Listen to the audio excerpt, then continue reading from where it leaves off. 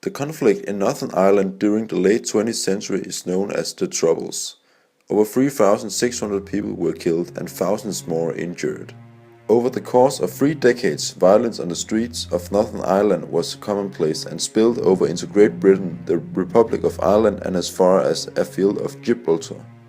Several attempts to find a political solution failed until the Good Friday Agreement, which restored self-government to Northern Ireland and brought an end to the Troubles.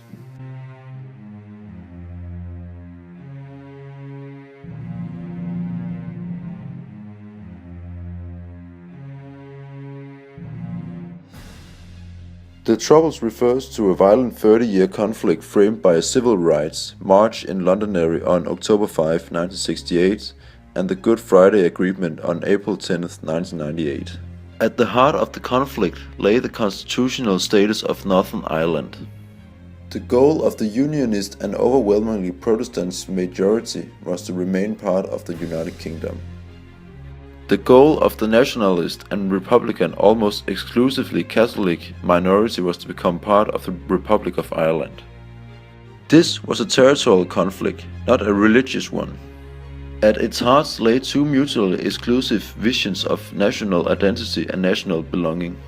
The principal difference between 1968 and 1998 is that the people and organizations pursuing these rival futures eventually resolved to do so through peaceful and democratic means.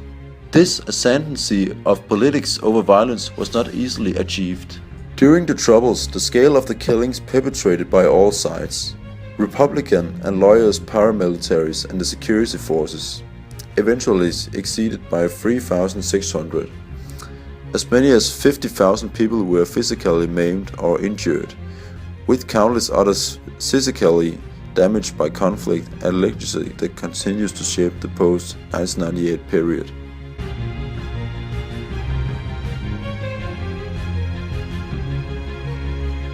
In 1968, the Northern Ireland Parliament had been dominated by Unionists for over 50 years. Its attempts to solve social and political ills, such as institutional discrimination against Catholics, were too slow for nationalists and Republicans and too quick for many Unionists. This gave rise to growing tension and violence between the two communities. The mounting scale of the disorder led successive UK governments to intervene.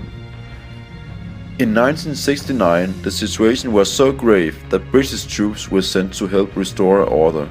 By 1972, things had deteriorated so badly that the British government suspended the Northern Ireland Parliament and imposed direct rule from London.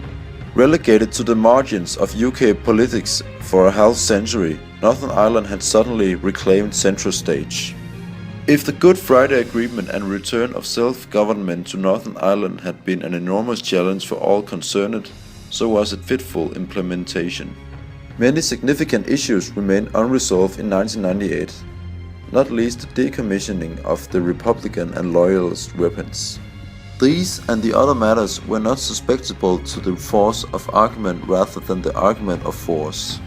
Even so, the first phase of devolved power sharing was to prove fragile and short-lived, recurring the reintroduction of direct rule from 2002 until 2007. This partnership over constitutional opposites is perhaps the most remarkable outcome of the Troubles, and one that underlines the triumph of politics over violence in post-conflict Northern Ireland.